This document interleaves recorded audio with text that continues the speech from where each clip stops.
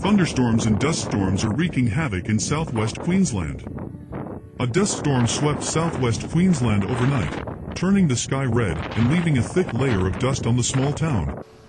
Last night, gusts of wind at a speed of 93 kilometers per hour swept through the regional city of Targaminda, carrying with them giant clouds of earthy red dust.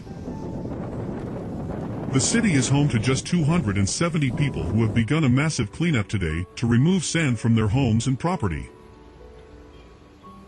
Meteorologist James Thompson said the dust formed about 100 kilometers from land in the far west of the state and spread across the sky due to strong winds.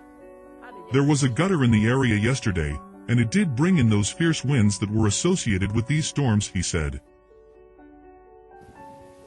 Despite the apocalyptic appearance, dust storms are not uncommon in Australia and often occur in summer and spring in particularly arid conditions.